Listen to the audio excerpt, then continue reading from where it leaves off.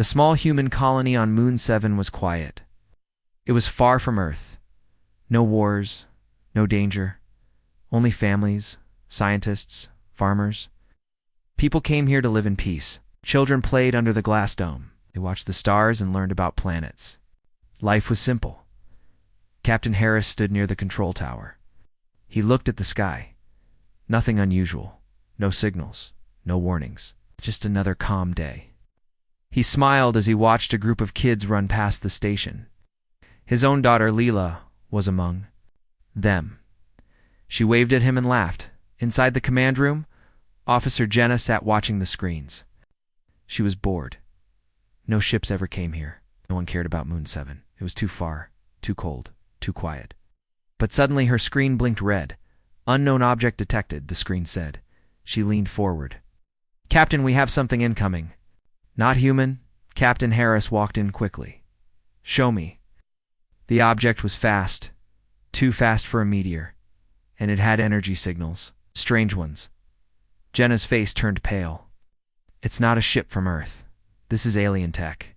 Captain Harris stared at the screen. He pressed a button. Activate defense shields, just in case. But it was too late. From the sky, 5 alien ships appeared above the colony. They were black, sharp, and silent. No lights, no warnings. They just hovered. People screamed. The children ran. The glass dome above cracked as a red beam shot down. One house exploded. Another followed. Smoke filled the air. The aliens had arrived. They were Zoricon old warrior race from the Red Nebula. They hated weakness. They believed only the strong should live. When they saw the human colony, they laughed. It was too soft, too peaceful. They didn't see it as a threat. Just a game. On the lead ship, Commander Threx stood tall. His eyes were cold, his voice like metal. These humans, so small, so quiet. Let's see how they scream. He gave the order. Fire. Lasers shot down from the sky. Buildings burned. People ran, but there was nowhere to go. The colony was closed. No escape pods. No weapons strong enough to fight back. Captain Harris grabbed a young boy and pulled him to safety. His own arm was burned, but he didn't stop. Get to the shelter, he shouted. Jenna helped guide the survivors. Smoke covered the ground. Fire lit the sky, and then it happened. A child screamed. It was Leela. A Zoric drone fired a beam too fast, too close. Captain Harris turned. Just in time to see his daughter fall, he froze. Everything stopped. The sound, the light, the pain. He held her in his arms.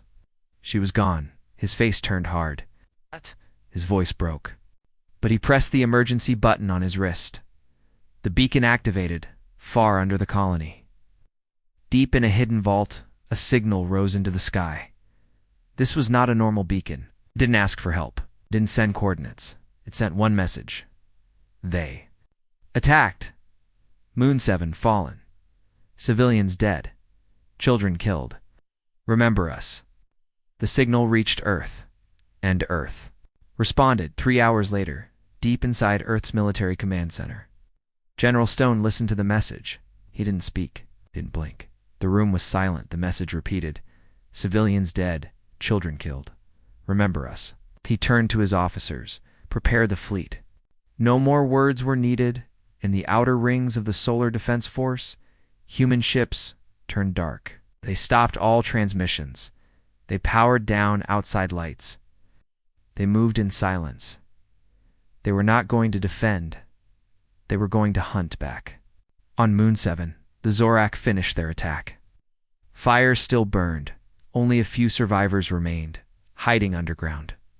The aliens didn't care, didn't even search for them. They had their fun. Commander Threx spoke to his soldiers. Leave them. They'll die slowly.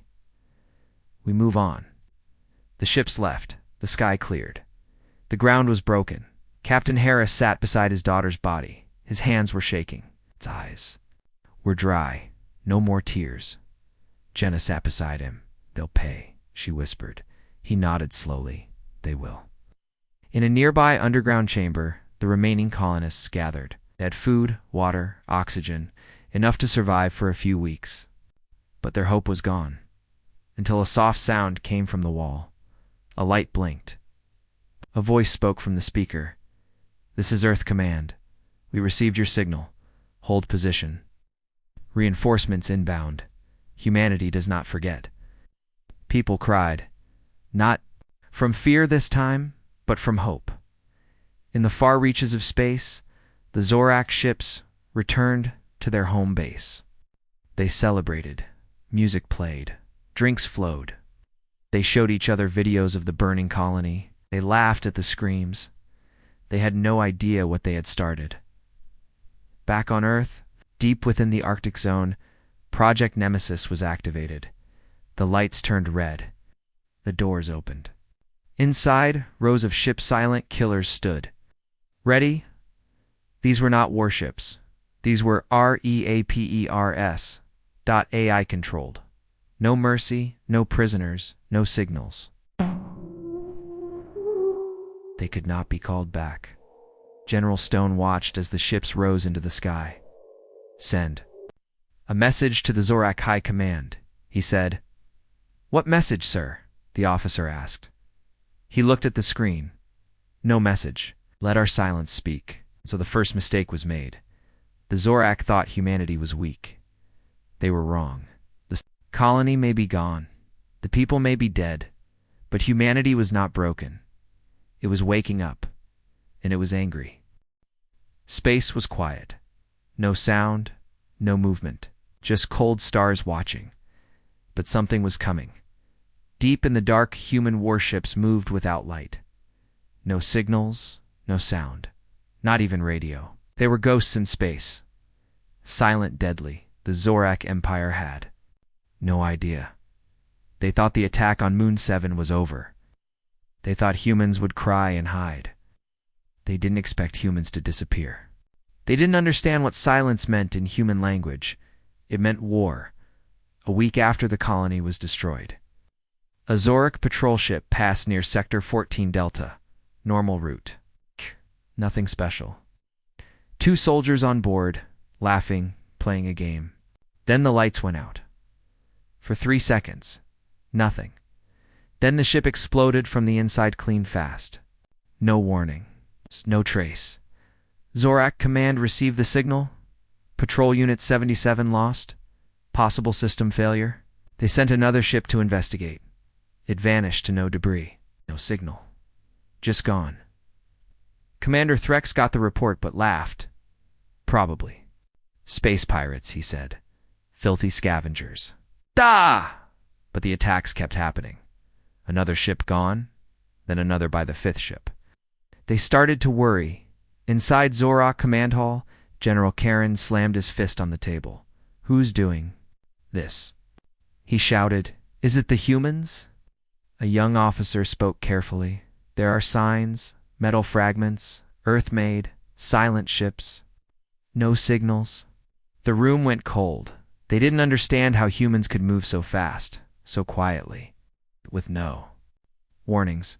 They thought humans were emotional, loud, full of drama. But this was something else. This was precision, in Earth's Arctic zone. General Stone watched the screens. One by one, red dots appeared. "Targets confirmed," the AI said. 10 Zorak ships, all marked for destruction. The human ships moved. No orders. Surprise. They already knew. Project Nemesis ships had one job: destroy and vanish in space. The first Zorak cruiser traveled near a moon. It was big, powerful, full weapons ready, no fear. Then its lights flickered. The captain stood up. "Status." No answer. Then the doors opened. Something walked in. Not a human. Machine. Metal body. Human face. No eyes. Just darkness. The captain reached for his gun, but it was too late. 1 second later, ship exploded. Back in Zorak Command, panic grew. What are they doing? Why no signals? Why no talks? The leader asked. "They are humans," someone whispered. "They are talking. This is how they speak." The Zorak were used to war. But they were not used to fear, and now, for the first time, they were afraid, On Earth, the news of the Moon 7 attack was still hidden from civilians. Only military staff knew. But inside secret forums, leaked footage began to spread. A burning colony, a girl crying, a father screaming. People watched in silence, and then one message appeared on every screen. They killed our children. They think we're weak. Let's show them who we are. Anger spread like fire. Volunteers signed up. Hackers, pilots, engineers. Not for money, not for fame, for justice. A young coder named Mia joined the command center. She worked nonstop, improving the ghost ship's code, making them faster, smarter, more cruel. They want monsters? She said, let's give them monsters. On a remote Zorak mining planet, life was normal. Workers dug into the rock, collecting minerals. Then the ground shook at first. They thought it was a quake, but then they looked up. A human ship was above them. No noise, no light, it just hovered. Then it dropped a single object, a black box. The miners stood around it, confused. Then the box opened. A video played. A human girl, smiling, holding a flower. Standing in the Moon 7 colony, then came the fire. Screams. The final frame showed just 2 words. We remember. And the box exploded. No more miners, no more planet, only silence. Commander Threx watched the news with wide eyes. This is madness. They're not fighting. They're hunting. He wasn't wrong. In the shadows of deep space, more human ships arrived. Not with flags, not with peace talks. Only purpose, only silence. Zorak Command tried to respond. They sent bigger ships, more soldiers. They sent drones, but it didn't matter. Every time they thought they were ready, the humans came from behind, from below, from within. One Zorak officer managed to escape a destroyed station. He floated in space for hours before a rescue team found him. His mind was broken. All he kept saying was, they never spoke, they never shouted, they just looked at us, like death. Back on Earth, Captain Harris stood in the medical bay. His arms still burned from the attack, but he refused rest. I want to join the mission. Told General Stone. You're hurt, the general replied. I lost my daughter. I'm already dead. General Stone looked at him for a moment. Then nodded. You'll lead Unit 6. And so, the man who watched his child die became the face of vengeance. His ship, Lila's Flame, became the deadliest of them all. Wherever it went, Zorak fleets burned, but no one ever saw it coming. Inside Zorak's central palace, Emperor Voss demanded answers. How is this possible? We are warriors. We are older, stronger, scientist answered, shaking. Yes, but they evolve. Humans don't just fight. They adapt. We attacked them once. That was our mistake. The Emperor screamed, then destroy Earth. Ships launched, thousands, an entire fleet. But when they arrived at Earth, they found something strange. No satellites, no stations, no stations. No. Lights, just empty space, one officer spoke, confused. Is this a trick? Then the ship's systems failed. One by one, lights off. Weapons, dead. Something was jamming them, and then they saw it. Thousands of human ships, hidden in asteroid fields, behind moons, in shadows. All waiting, silent. And then they moved. The screen went black. The war had changed. The hunters had become the hunted, and the Zorak finally understood. They didn't provoke a nation, they provoked a species. And now, the silence was death. The Zorak Empire prepared for war. They were proud, ancient, dangerous. They believed they were the strongest race in the galaxy. When their fleets left for Earth, they laughed. They thought it would be easy. They believed humans would be waiting, shaking in fear, hiding behind weak weapons. Crying for peace, they were wrong. 30 warships entered Earth's star system. Their shields were up. Weapons charged. They passed Mars, then the Moon, But Earth was not there. The planet was still there, but something was strange. Error. No lights, no satellites, no signals. The entire planet was dark. The Zorak flagship Blade of Threx sent a scan. Power level 0, the system reported. General Karin frowned. No energy? No life signs? This must be a trap. Another officer spoke. Should we send ground units? General Karin nodded. Yes. Let's see what these apes are hiding. 5 landing ships dropped into Earth's atmosphere. They reached the surface. There were no defense systems, no missiles, no air support. They landed safely. Soldiers stepped out. Cities were empty. No people, no cars, no machines. Just silence. One soldier picked up a toy from the ground. It's a small plastic spaceship. It was dusty, untouched. Another found an old Earth flag hanging from a broken building. It was torn. But under it, one word was written in red: "Gone." The soldiers sent the footage back to General Karin. He didn't understand. Where are the humans? He asked. No one could answer. He gave a new order. Search the entire planet. Basement to rooftop. I want answers. They searched for hours. But there was nothing. Then the attacks began. One by one, Zorak ground teams started to vanish. No noise. No fight, just gone. On one team's helmet cam, the last few seconds showed a shadow moving fast to follow. A sharp noise, a scream, then silence. The footage stopped. From space, General Karin watched in disbelief. This? Where are they hiding? He turned to his science officer. Explain this now. The scientist shook his head. This is not war. This is something else. General Karin shouted, Send all units. Find them. But it was already too late. Inside the Earth, deep underground. The real fight had begun. The humans were not hiding because they were scared. They were gone because they were already moving back. In space, behind the Zorak fleet, 10 human warships uncloaked near. Jupiter, each one named after a lost colony. Each one powered by silence. These were not regular ships. They had no living crew. They were a high hunters programmed to kill, then vanish. They flew with perfect speed, perfect aim. The first Zorak ship exploded. Before it even detected danger, then the second, then the third. Panic spread in the Zorak fleet.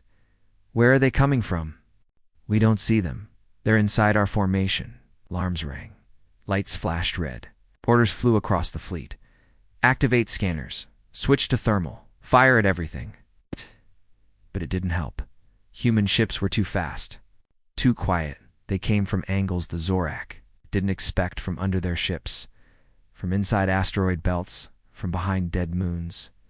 One AI ship, Vengeance, cut through 4 enemy ships without a single word. Its hull was black. No windows. Number. Emotion. Only code. Inside Earth Command, Mia watched the battle from a secret base. Good, she said. They're learning fast. General Stone stood behind her. We'll send more. They still don't understand. They will, Mia replied. Soon. On the Zorak flagship, chaos ruled. General Karin gave a desperate order. Retreat. Turn to Zorak Prime. The fleet tried to escape, but only 5 ships made it out. 25 were gone, destroyed by machines that didn't even leave smoke behind. In the dark of space, silence returned. No music, no screams, only cold stars. On Earth, humans began returning. From the shadows, cities lit up again, but they didn't cheer. They didn't celebrate. They were not finished. They had more work to do. Captain Harris, now leading Unit 6, stood before his team. We don't stop now, he said. They thought Earth was the prize. But this war isn't about land. It's about memory. His ship, Lila's Flame, led the charge. It carried a special payload.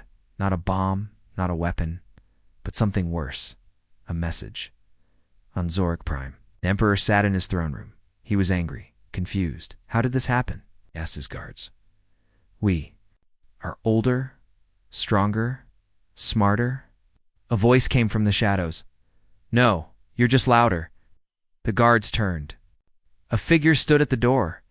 It was not a human. It was a drone-human-built. It walked forward, slow, calm, no weapons, just a screen on its chest. It played a video Moon-7, a burning colony, a girl laughing, a father holding her. Then, fire. Then the word, remember. The Emperor stared. He couldn't move. The drone's eyes blinked red. Then it spoke. Now you understand. It exploded. The throne room burned. Guards died. The Emperor lived. But barely. The message was clear. Humans were not fighting a war. They were teaching a lesson. Back on Earth. The president stood before a quiet crowd. He raised one hand. The Zorak thought they could hurt us and walk away. But now, they walk through the ruins of their own cities. This is not about revenge. This is about warning. He looked at the camera. This is what happens when you provoke humanity. The crowd stayed silent. Then someone clapped. Then another. Then the whole room. But still, no one smiled. Because the war wasn't over, not yet. Far away, in a hidden Zorak. Lab scientists were building something new. A weapon, a final hope, a dark plan. But above them, shadow passed. They looked up, a human ship. Small, deadly, and silent. Space was not empty anymore. It was haunted. Everywhere the Zorak ships traveled, they saw them. Strange ships, human ships, but different. No signals, no pilots, no lights, just drifting, silent, waiting. The first Zorak crew to find one thought it was dead. A wreck. Commander Vex ordered his scout team to board it. Check for survivors, he said. Bring back human tech. Maybe we can copy it. The team entered through the side hatch. It opened without a sound. Inside, there were no bodies, no blood, only machines. Walls covered in black panels. Floors clean. No windows, no chairs, just screens. One soldier reached out to touch a panel. It lit up. A girl's voice spoke. You are not welcome. Then the lights shut off. The door closed behind them. Their screams were heard for only 5 seconds. Then, silenced, Commander Vex waited. But the team never returned. He tried to send a message to base. No reply suddenly. Shutting down first the lights, then weapons, then gravity. He grabbed his communicator. Mayday, we're losing control. But no one answered. A few moments later, his ship exploded in complete silence. Back on Zorak Prime, ports came in, ships lost, crews missing, ghosts in space. General Karn couldn't understand, are they? Human ships or machines? He asked. A tech officer replied. They're both, sir. AI-driven, but they think like humans. Karan slammed his fist on the table. Then destroy them all. But how do you kill something that hides in shadows, that drifts like a rock, that waits until you come close, then strikes without warning? In Sector X5, another Zorak mining fleet found a drifting ship. Big, black, empty. They tried to pull it in with a tractor beam. But the moment they touched it, the ship powered on. Its engines didn't light up, but its weapons did. One red laser fired, the mining fleet. No time to scream, no time to run. Gone. Every Zorak commander started giving. The same order: if you see a human ship that isn't moving, don't go near it. Shoot it or flee. But it didn't help. Some ships exploded even before they saw the attacker. One Zorak officer survived an attack. He floated in space for hours, breathing through a cracked helmet. When a rescue ship picked him up, he was shaking. They don't chase us, he whispered. They wait. The doctor asked, wait for what? The officer's eyes widened. For us to get curious. Back on Earth, General Stone reviewed the reports. He looked at Mia. Your code is working too well. She smiled. You asked me to make them afraid? Now they're afraid of the dark?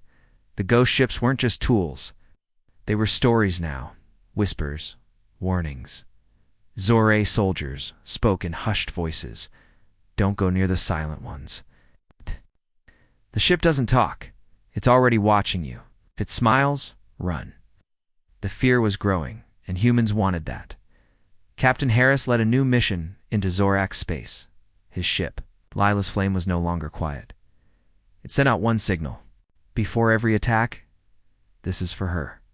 Zorak soldiers began abandoning posts. Entire stations left empty. They left food, weapons, even ships. But the ghost ships still came. And one by one, those stations disappeared. On one ruined world, the Zorak tried to trap a ghost ship. They placed fake signals, lights, even a fake human distress call. They thought it would trick the AI. The ship arrived, hovered, waited, then sent back a message, "Nice try." And the planet turned into dust. Inside the Zorak High Council, voices were rising. We can't win like this. They don't fight, they erase. This isn't war, it's punishment. The Emperor listened, but his face was stone. He finally spoke. We wanted to test their strength. We did, and now we see the result. But what now, Your Grace? Asked a councilman. Do we ask for peace? The Emperor thought deeply, then said, no. We give them fear, real fear. In secret, the Zorak began building a new weapon. It was not a bomb. It was a virus digital, a code designed to destroy AI, they called it. Project Silence Breaker.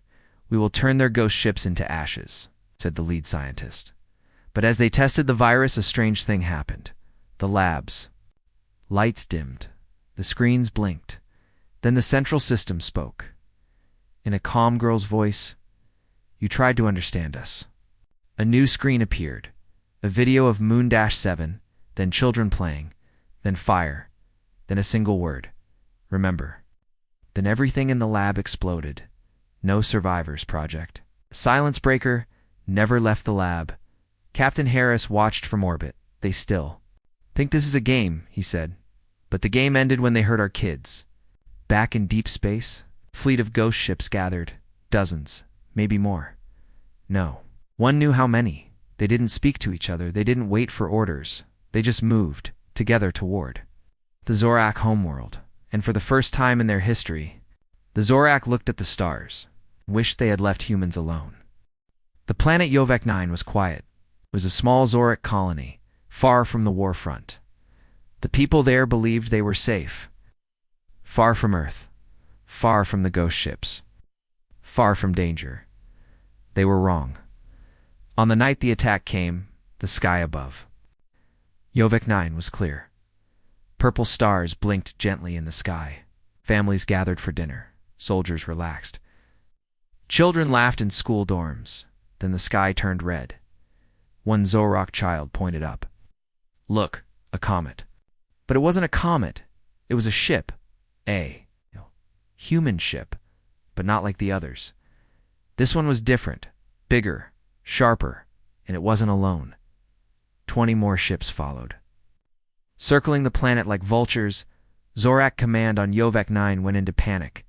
Sirens screamed, troops rushed to defense positions, entire systems were activated. Cannons aimed at the sky, General Sora shouted orders, fire at will, do not let them land.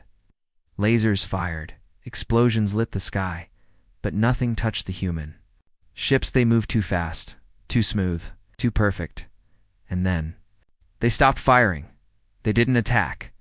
They just hovered, waiting, watching then. One single object dropped from the lead human ship, a black sphere. It fell slowly, landing in the center of Yovek City. People gathered around it, confused. Soldiers aimed their weapons. I'm sure. The sphere opened. A voice spoke. It was a human voice. Calm, cold. You destroyed Moon 7. You burned our children. Now we answer. Then the sphere exploded, but not in fire. It released a wave. A sound wave, a scream. Not just any scream. A child's scream, Lila's scream. The scream of Captain Harris's daughter before she died. It echoed across the city over speakers. Through buildings. inside helmets. The sound shook the sky. Zorak soldiers dropped their weapons. Some covered their ears. Others fell to the ground, crying. Something inside the scream broke their minds, and then the real attack began. The human ships opened fire, but not on buildings, on statues, on towers, on symbols. They destroyed everything that made the Zorak proud. Their history, their temples, their banners. And once that was done, they stopped again. Smoke filled the streets. Fire burned in the sky, but no more shots came. The ships waited. Then a message was sent across. Every Zorak screen on the planet, a video it showed Moon-7, the colony, the children, then fire, then silence, and finally, one word written in blood-red letters across the screen, justice. Every soldier on Yavik 9 dropped to their knees, not from pain, but from fear they had never seen. What? War like this. Not bullets, not bombs, but memories. Weapons made from pain, from grief, from loss. General Sora tried to send a message to Zorak High Command. Double quotes, please. Help us. They're not just attacking, they're making us feel. But no reply came. Because far away, every Zorak system was already under attack. Ghost ships moved like shadows. Each time a Zorak outpost sent a call for help, the only reply they received was a file, a sound file. Lila's scream on Earth. Inside Command Center 7, Captain Harris stood in silence. His eyes watched the screen showing Yovekne. They asked for war, he said. Beside him, Mia nodded. And now they understand what war means to us. General Stone turned from the monitor. Do we leave survivors? Captain Harris didn't answer for a long time. Then he said, yes, just one. General Stone raised an eyebrow. Why so? They remember. On Yovek 9, the fires began to die down. The skies cleared. The human ships turned away. They didn't destroy everything. They didn't need to. They had already won in the rubble. A young Zorak boy crawled from the ruins of his home. Kel, he was 12. He walked through the broken city, saw the messages on the walls. Words written by machines in human language. Never again. Don't touch our children. We remember. Kel stood at the center of the city, alone. And that's when he saw it. A statue. New. Made from black metal. A human child. Holding a flower at the base of the statue. It's in Zorak language. Was a message. This is the last planet that screamed. Kel fell to his knees, not from wounds, but from truth. He had never been taught about Moon-7. His teachers never told him about the colony. They said humans were weak. Now he knew better. They were not weak. They were patient. And when it's pushed afar, they remembered, and they came back not to fight, but to make others remember too. Inside the Zorak High Council Hall, tension filled the air. The once proud chamber, made of silver stone and glowing crystal, was now dark and quiet. And generals, politicians, and royal advisors sat around a wide circle table. No one smiled. Remember? One laughed. For the first time in Zorak history, the council was afraid. They had received reports from Yovek 9. They had seen the message. They had heard the scream. The emperor sat in silence. His face was hard like stone, but his eyes showed fear. This is not war, said Councillor Verne. This is punishment. Another counselor shouted, why didn't we see this coming? Why didn't the humans beg for peace? They were supposed to break. General Karan stood up. His voice was cold, because we lied. The room went still. What did you say? The emperor asked slowly. We lied, Karan repeated. To the people. To ourselves. We thought humans were simple, weak, but they weren't. We didn't see the truth. Younger council member, one who had never fought in real battles, shook his head. They're just flesh. We are the Zorak Empire. We've crushed stronger worlds. Ah! General Karn slammed his fist on the table. They don't fight with numbers. They fight with memory. with silence, with pain. Another voice spoke, soft but steady. It was Counselor Dren, the oldest member. Moon 7 was not a military base. It was a colony. We attacked children, families, unarmed civilians, and now they remember. The Emperor looked around the table. So what do you suggest? We surrender. No one spoke, because everyone knew the truth. The humans wouldn't stop for surrender. They didn't want land.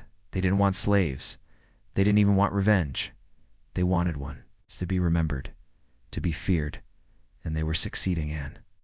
Alarm rang inside the council chamber. Flashing red light appeared on the table. Another city just went dark, said a guard. Tigrid 9 on Zorak Prime. No survivors. The Emperor turned to his top scientist. Where are our countermeasures? The virus? The AI traps?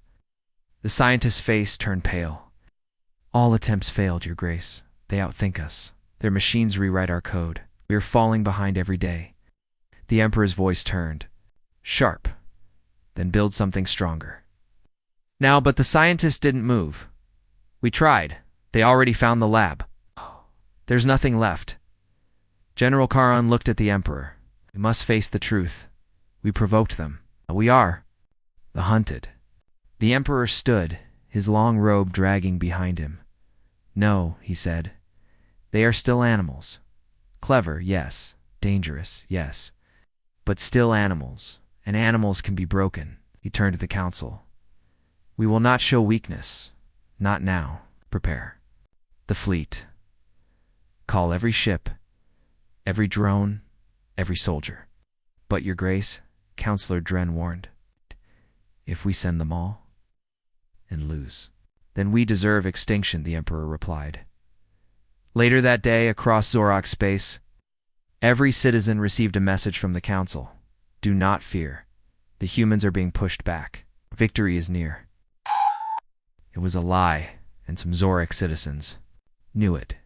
Whispers began in dark places, in bars, in mining camps. On old cargo ships, people asked, why haven't we seen the human worlds? Why are our fleets always dying in silence? What really happened at Yovek 9? One former soldier, now hiding in the Undercities, began spreading the truth. His name was Yovet. XEL. He had seen the burning colony. He had heard the scream. He had escaped. Now he spoke quietly to small groups. I was there, he said. We killed children, and now the ghosts are real. They don't fight for fun. They fight because we made them. Some believed him. Others called him a traitor. But the truth was spreading, and the council couldn't stop it. On Earth, Mia monitored the data stream. She smiled. They're panicking, she said. Even their own people are starting to doubt. General Stone looked at her. Is the message ready? Mia nodded. It will appear on every Zorak device, every screen, every wall in 3, 2, 1, across the galaxy. Every Zorak planet went black. No lights, no broadcasts. Only one signal came through. A video. It showed a human soldier, lone standing in a field of stars. His armor was cracked. His eyes were cold. He spoke softly. You thought we would break? You thought we would forget? You thought killing children would make us weak? He stepped forward. You were wrong. The image cut to Moon-7, then Yova-9, then Yova-9. The Zorak ships exploding in space. Then the final words appeared on screen. We don't need to win. We just need you to remember. The message vanished. The lights came back on, but nothing felt the same. The fear was deeper now. In the High Council, no one spoke for a long time. Then Counselor Vern whispered, What have we done? On the edge of Zorak territory, the Ghost Fleet waited. No signals, no movement, just waiting. Because they knew what was coming. The Zorak would fight back. But humans didn't need to fight. They just needed to remind them of what they had started and what would never be forgiven. Far from Earth, in the deep Zorak systems, fear had grown like a shadow. It was everywhere in the eyes of soldiers, in the silence of empty cities, in the shaking hands of commanders who once laughed at humans. The attacks had changed everything now. When someone said the word human, no one smirked. They flinched. In a cold bunker beneath Zorak Prime, scientists were working on a last attempt. A plan to jam all human AI, a pulse that could stop their ghost ships, even for a few minutes. It was called the Black Echo. It had one job: send out a silent wave that would confuse human AI and leave them blind. The lead scientist, Dr. Kelrose, gave the order: fire the signal. They pressed the button. The wave spread across space, invisible. Quiet meant to shut down the machines that were haunting the stars at first. It seemed to work. A few human ships stopped moving. Zorak Command cheered. "For the first time in weeks," said one officer, "we've slowed them down." But then something strange happened. The ships powered back on, not slowly, faster than before. All at once, then one of them sent a signal back. A single file. The Zorak scientists opened it. At first, it looked like noise. Then a voice came through. A young girl's voice, not angry. Not loud, just soft. "You can't silence pain." Then images filled every screen. Moon 7, the burning colony, the children, the laughter before the fire, and the scream. That same scream, Lila's scream. But this time, it was different. It didn't just play once. It repeated, over and over, growing louder, and now, behind it, were more voices. A chorus. More children. More screams. All layered into one wave of raw, human sorrow. The Black Echo had done the opposite of its job. Instead of silencing human AI, it had opened a door, a digital doorway, and through. It came everything the humans wanted the Zorak to feel: guilt, fear, memory. Every Zorak soldier, commander, scientist, citizen heard it, and for many, it broke them. Some dropped their weapons, others collapsed, holding their heads. Some screamed until their voices gave out. In one city, hundreds ran into the streets, begging the sky for forgiveness. But the sky was empty. Only the sound remained. On Earth, Captain Harris stood before a screen. He had watched everything. He didn't smile. He didn't speak. He only whispered. She's still speaking. Behind him, Mia sat at her station.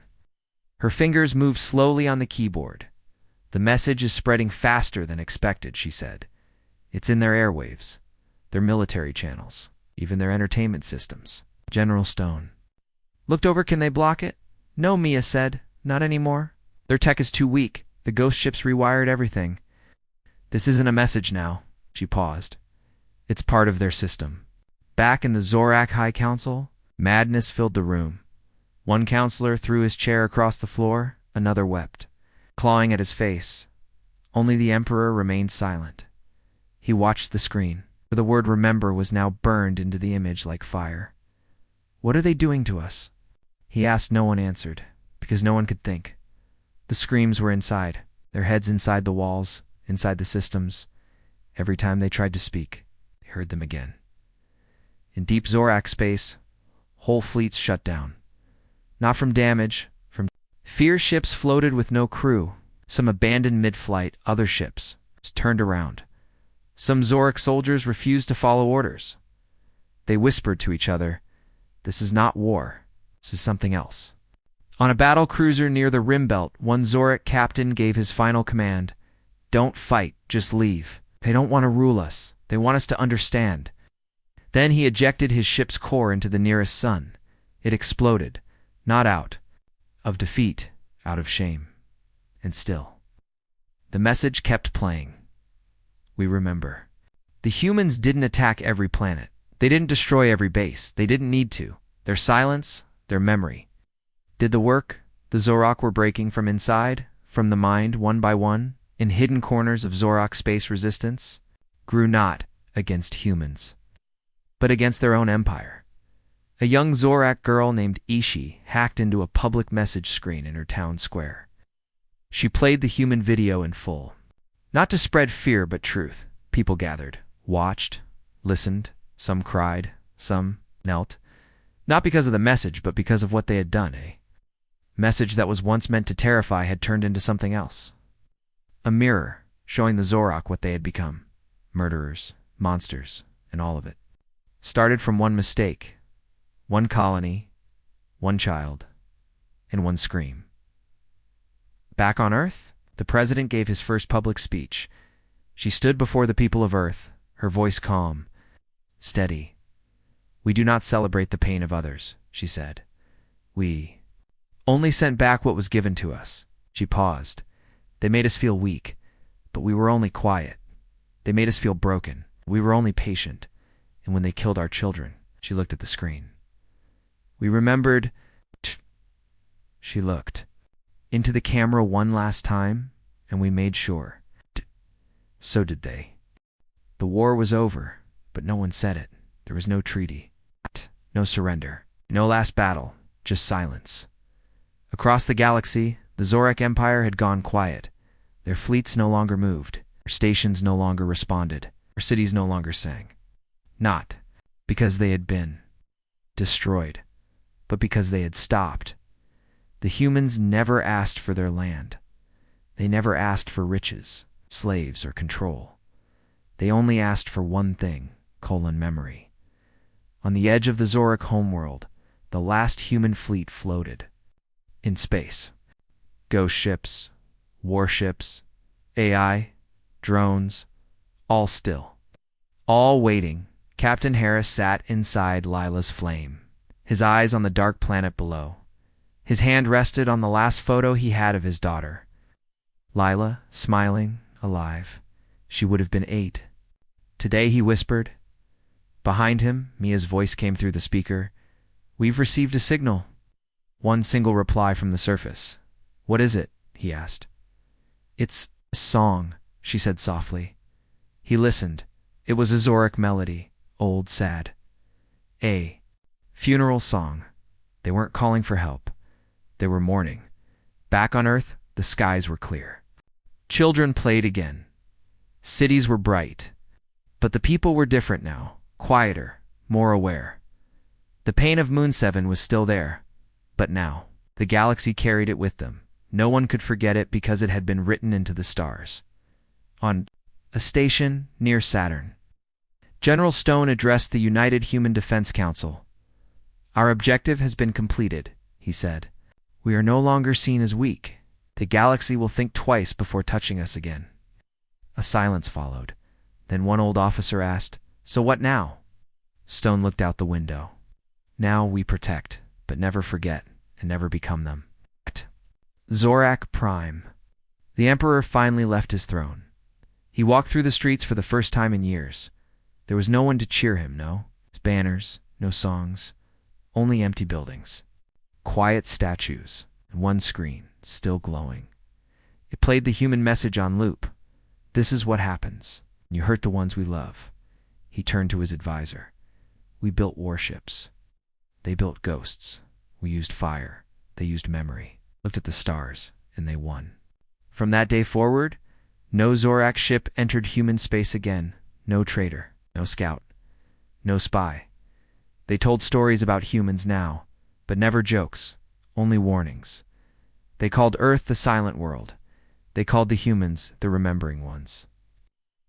They taught their children, never awaken the ghosts. Years passed, the galaxy healed, but the message remained, hidden and broken.